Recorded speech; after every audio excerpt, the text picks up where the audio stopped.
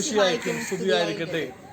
സ്നേഹ ബഹുമാനപ്പെട്ട വർഗീസ് അച്ഛ, പ്രിയ സിസ്റ്റേഴ്സ്, ബഹുമാനമുള്ള മതാധ്യാപകരെ, ഏറ്റവും സ്നേഹം നിറഞ്ഞ മാതാപിതാക്കളെ, വാത്സല്യമുള്ള കുഞ്ഞുമക്കളെ, സർവശക്തനായ ദൈവം നമ്മൾക്ക് ഒരാഴ്ച കാലം കൂടി നമ്മുടെ ജീവിതത്തിൽ നൽകിയിരിക്കുന്നു.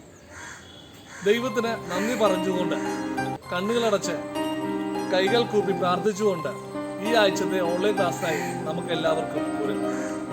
ഈ ആഴ്ചത്തെ നമ്മുടെ സൺഡേ സ്കൂളിൻ്റെ ഓൺലൈൻ ക്ലാസ്സുകൾ എടുക്കുന്നത് ഞാൻ ഓസ്കാർ വിപിൻ, എന്നോടൊപ്പം നമ്മുടെ സൺഡേ സ്കൂളിലെ ക്ലാസ് ടീച്ചർ കൂടി ആയിട്ടുള്ള മേഴ്സി അലക്സ്. ഈ ചിത്രത്തിലേക്ക് നോക്കുക. എന്താണ് നിങ്ങൾക്കിവിടെ കാണാൻ സാധിക്കുന്നത്? ഒരു അമ്മക്കിളി തൻ്റെ കുഞ്ഞുങ്ങൾക്ക് തീറ്റ കൊടുക്കുന്നതാണ് നമുക്കിവിടെ കാണാനായി സാധിക്കുന്നത്. ഈ ചിത്രത്തിലൊക്കെ നോക്കിയാലോ നമുക്ക് എന്ത് കാണാൻ സാധിക്കും? ഒരു അമ്മ പൂച്ച തൻ്റെ കുഞ്ഞുമക്കളെ താലോലിക്കുന്നതായിട്ട് കാണാൻ സാധിക്കും. അതോടൊപ്പം തന്നെ അടുത്ത ചിത്രത്തിൽ നമുക്ക് കാണാൻ സാധിക്കുന്നത് ഒരു അച്ഛൻ തൻ്റെ കുഞ്ഞിനെ പരിപാലിക്കുന്നതായിട്ട് നമുക്ക് കാണാൻ സാധിക്കും. പ്രിയമുള്ള കുഞ്ഞുമക്കളെ, ഇതേപോലെ നമ്മെ പരിപാലിക്കുകയും നമ്മെ സംരക്ഷിക്കുകയും ചെയ്യുന്ന ഒരു പിതാവ് നമുക്കും ഉണ്ട്. അതാണ് നമ്മുടെ പിതാവായ ദൈവം. ടീച്ചറെ, നമ്മുടെ ചുറ്റുപാടും കുറേ വസ്തുക്കൾ നമുക്ക് കാണാൻ സാധിക്കുന്നുണ്ട്. അത് എന്തൊക്കെയാണെന്ന് ടീച്ചർ ഒന്ന് പറയാമോ? പല വർണ്ണത്തിലുള്ള ചിത്രശലഭങ്ങളെ നമുക്ക് കാണാൻ സാധിക്കുന്നു, പലതരം മൃഗങ്ങളെ നമുക്ക് കാണാൻ സാധിക്കുന്നു, പലതരം പക്ഷികളെ നമുക്ക് കാണാൻ സാധിക്കുന്നു. അങ്ങനെ ഒത്തിരി മനോഹരമായ കാഴ്ചകൾ നമുക്ക് കാണാനായിട്ട് സാധിക്കുന്നുണ്ട്. ഓക്കെ, അപ്പം നമ്മുടെ ടീച്ചർ നമ്മുടെ ചുറ്റുപാടുമുള്ള പലതരം വസ്തുക്കളെ കുറിച്ച് ശരിക്കും കാര്യങ്ങൾ പറഞ്ഞു തന്നു. പക്ഷേ അതോടൊപ്പം എന്നെയും ടീച്ചറിനെയും നമ്മുടെ മാതാപിതാക്കളെയും നമ്മുടെ കുഞ്ഞുമക്കളെയും സൃഷ്ടിച്ചതാരാണെന്ന് ടീച്ചർ പറഞ്ഞില്ലല്ലോ. ഒരു സംശയവും വേണ്ട, അത് നമ്മുടെ പിതാവായ ദൈവം തന്നെയാണ്.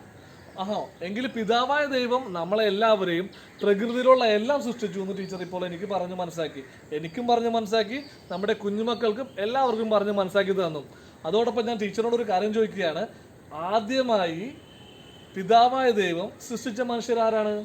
ആദ്യമായി പിതാവായ ദൈവം സൃഷ്ടിച്ചത് ആദത്തെയാണ്. മനുഷ്യൻ ഏകനായിരിക്കുന്നത് നന്നല്ല എന്ന് കണ്ടതുകൊണ്ട് ഈശോ അവൻ ഉറങ്ങുന്ന സമയത്ത് അവനിൽ നിന്ന് തന്നെ ഹവ്വായെയും സൃഷ്ടിച്ചു. ഓക്കെ, ഇത് നമ്മുടെ കുഞ്ഞുമക്കൾക്കും എല്ലാവർക്കും നല്ലൊരു അറിവായിട്ട് കരുതുന്നു.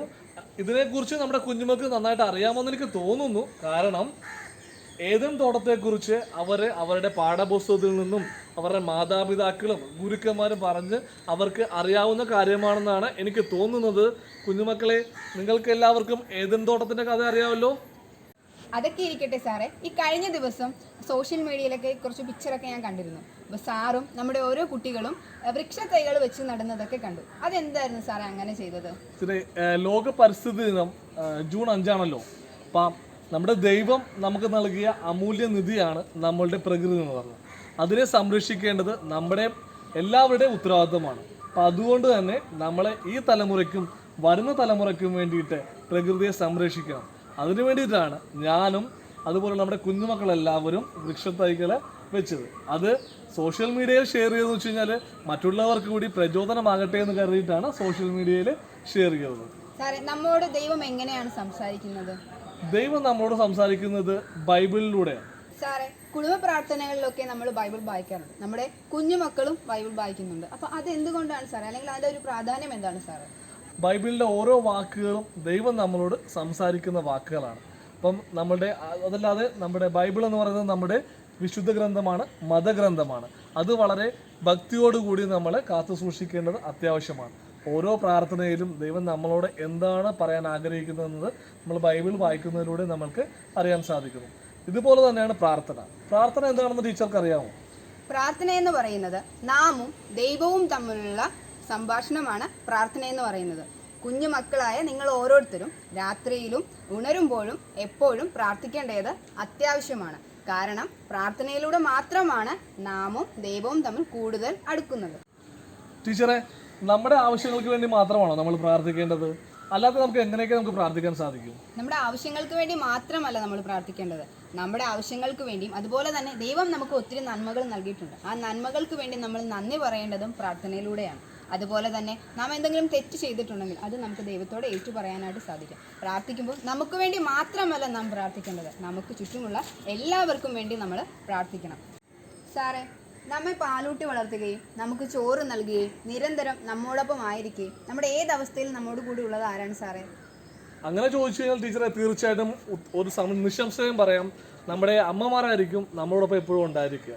അതുപോലെ തന്നെ നമുക്കുള്ള അമ്മയെ പോലെ തന്നെ ഈശോയ്ക്കും ഒരു അമ്മയില്ലേ? സാറിന് നമ്മുടെ കുഞ്ഞുമക്കളോട് എന്താണ് പറയാനുള്ളത് ഈശോയുടെ അമ്മയെ പറ്റി? നമ്മുടെ എല്ലാവരുടെയും മധ്യസ്ഥയായിട്ടുള്ള പരിശുദ്ധ കന്യകാമറിയമാണ് നമ്മുടെ ഈശോയുടെ അമ്മയായിട്ടുള്ളത്. ടീച്ചറെ, നമ്മൾ പ്രാർത്ഥനയെക്കുറിച്ച് പറയുമ്പോൾ പരിശുദ്ധ കന്യകാമറിയത്തെക്കുറിച്ചും വിശുദ്ധ ഔസേപ്പിതാവിനെ കുറിച്ചും പറയാതെ നമ്മുടെ ക്ലാസ് ഒരിക്കലും പൂർത്തിയാകുകയില്ല. നമുക്ക് എല്ലാവർക്കും അറിയാം, പിതാവായ ദൈവം തിരഞ്ഞെടുത്ത് പരിശുദ്ധാത്മാവിനാൽ നമ്മുടെ ദിവ്യരക്ഷകനെ, പുത്രനായ ദൈവത്തെ ഉദരത്തിൽ വഹിച്ചവളാണ് നമ്മുടെ പരിശുദ്ധ കന്യകാമറിയം. അതോടൊപ്പം തന്നെ പരിശുദ്ധ കന്യകാമറിയത്തിൻ്റെ കുഞ്ഞുനാളെ കുറിച്ച് നമ്മൾ പഠിക്കുകയാണെങ്കിൽ മാതാപിതാക്കൾക്കും ഗുരുക്കന്മാർക്കും മുതിർന്നവർക്കും ഏറെ അനുസരണ ഉള്ളവളായിട്ടാണ് പരിശുദ്ധ കന്യകാമറിയം ജീവിച്ചു വന്നത്. അതോടൊപ്പം തന്നെ ദൈവത്തിന് ഏറ്റവും പ്രിയപ്പെട്ടവളായിരുന്നു പരിശുദ്ധ കന്യകാമറിയം. പിന്നെ നമ്മൾ കാൽവരി മുതൽ കാലിത്തൊഴുത്തും കാൽവരിയുമായിട്ട് നമ്മൾ മനസ്സിലാക്കുമ്പോൾ കാലിത്തൊഴുത്ത് മുതൽ കാൽവരി വരെ ഈശോയുടെ ഒപ്പം ഉണ്ടായിരുന്ന ആണ് നമ്മുടെ പരിശുദ്ധ കന്യകാമറിയം. പിന്നെ നമ്മൾ ലോകത്തിൽ ഇന്ന് എടുത്തു നോക്കിക്കഴിഞ്ഞാൽ ഏറ്റവും കൂടുതൽ പള്ളികളുള്ളത്, ഏറ്റവും കൂടുതൽ പ്രാർത്ഥന നടക്കുന്നത് പരിശുദ്ധ കന്യാമറിയത്തിൻ്റെ മധ്യസ്ഥതയ്ക്ക് വേണ്ടിയിട്ടാണ് ഏറ്റവും കൂടുതൽ പ്രാർത്ഥന നടക്കുന്നത്. എന്തിനു വേണ്ടി? നമ്മുടെ കൊച്ചിടവകയായിട്ടുള്ള അറപ്പക്കൽ നമ്മൾ എടുത്തു നോക്കിയാലും നമ്മൾ പരിശുദ്ധ കന്യാമറിയത്തിൻ്റെ നാമധേയത്തിലുള്ള പള്ളിയിലാണ് നമ്മൾ എല്ലാ ആഴ്ചയിലും പോയി, എല്ലാ ദിവസവും പോയി നമ്മുടെ ആവശ്യങ്ങൾക്ക് വേണ്ടിയിട്ട് മധ്യസ്ഥം യാചിച്ചുകൊണ്ട് നമ്മൾ പ്രാർത്ഥിക്കുന്നത്. ടീച്ചറെ, അതുപോലെ തന്നെ നമ്മുടെ പ്രാർത്ഥനയിൽ പ്രാധാന്യമുള്ളതാണല്ലോ വിശുദ്ധ ഔസേപ്പിതാവിനും. വിശുദ്ധ ഔസേപ്പിതാവിനെ പറ്റി പറയുകയാണെങ്കിൽ വിശുദ്ധ ഔസേപ്പിതാവ് നീതിമാനും ഈശോയുടെ വളർത്തു പിതാവും അതുപോലെ തന്നെ തിരുക്കുടുംബത്തിന്റെ നാഥനുമാണ്. വിശുദ്ധ ഔസേപ്പിതാവിന്റെ നാമധേയത്തിൽ നമ്മുടെ അടുത്ത് തന്നെ നമുക്കൊരു പള്ളിയുണ്ട്. ഏതാണെന്ന് അറിയാമോ? അത് നമ്മുടെ ഫെറോന പള്ളി. ഏതാ? സെന്റ് ജോസഫ് ഫെറോന പള്ളിയാണ് വിശുദ്ധ ഔസേപ്പിതാവിന്റെ നാമധേയത്തിലുള്ളത്. ടീച്ചർ, ഈ വർഷം ഔസേപ്പിതാവുമായിട്ട് ബന്ധപ്പെട്ട് ആഗോള കത്തോലിക്ക സഭയിൽ എന്തെങ്കിലും പ്രത്യേകതയാണോ? ഈ വർഷം ആഗോള കത്തോലിക്ക സഭ വിശുദ്ധ ഔസേപ്പിതാവിന്റെ വർഷമായിട്ടാണ് ആചരിക്കുന്നത്. അതുകൊണ്ട് നമ്മൾ എന്താണ് ചെയ്യേണ്ടത്? കുഞ്ഞുമക്കളായ നിങ്ങൾ ഓരോരുത്തരും വിശുദ്ധ ഔസേപ്പിതാവിനോടും പരിശുദ്ധ അമ്മയോടും അതുപോലെ തന്നെ ഈശോയോടും പ്രാർത്ഥിക്കണം. പ്രാർത്ഥനയിലൂടെ മാത്രമേ നമുക്ക് ഈശോയുമായി അടുത്തിരിക്കാനായി സാധിക്കുകയുള്ളൂ. അപ്പൊ നിങ്ങൾ എല്ലാവരും ഈശോയോട് പ്രാർത്ഥിക്കുമോ? നിങ്ങൾ എല്ലാവരും തീർച്ചയായും ഈശോയോട് പ്രാർത്ഥിക്കണം. പ്രിയ കുഞ്ഞുമക്കളെ, മാതാപിതാക്കളെ, ഇന്നേ ദിവസം നമ്മൾ പഠിച്ചത് പിതാവായ ദൈവത്തെക്കുറിച്ചും പിതാവായ ദൈവത്തിന്റെ അനുഗ്രഹങ്ങളെ കുറിച്ചുമാണ് നമ്മൾ പഠിച്ചത്. അപ്പോൾ ഇന്നത്തെ ക്ലാസ് അവസാനിക്കുന്നതിന് മുമ്പായിട്ട് ദൈവം പഠിപ്പിച്ച പ്രാർത്ഥന പ്രാർത്ഥിച്ചുകൊണ്ട് നമുക്ക് ഇന്നത്തെ ക്ലാസ് അവസാനിപ്പിക്കാം. കുഞ്ഞുമക്കളായ നിങ്ങളും ഞങ്ങളോടൊപ്പം പ്രാർത്ഥിക്കുമല്ലോ. അപ്പൊ നമുക്ക് ഒരുമിച്ച് പ്രാർത്ഥിക്കാം. സ്വർഗ്ഗസ്ഥനായ ഞങ്ങളുടെ പിതാവേ, അങ്ങയുടെ നാമം പൂജിതമാകണമേ, അങ്ങയുടെ രാജ്യം വരണമേ, അങ്ങയുടെ തിരുമനസ്സ് സ്വർഗ്ഗത്തിലെ പോലെ ഭൂമിയിലുമാകണമേ. അന്നു വേണ്ട ആഹാരം ഇന്നും ഞങ്ങൾക്ക് നൽകണമേ, ഞങ്ങളോട് തെറ്റ് ചെയ്യുന്നവരോട് ഞങ്ങൾ ക്ഷമിക്കുന്നത് പോലെ ഞങ്ങളുടെ തെറ്റുകളും ഞങ്ങളോട് ക്ഷമിക്കണമേ, ഞങ്ങളെ പ്രലോഭനങ്ങളിൽ ഉൾപ്പെടുത്തരുത്, തിന്മയിൽ നിന്നും ഞങ്ങളെ രക്ഷിക്കണമേ.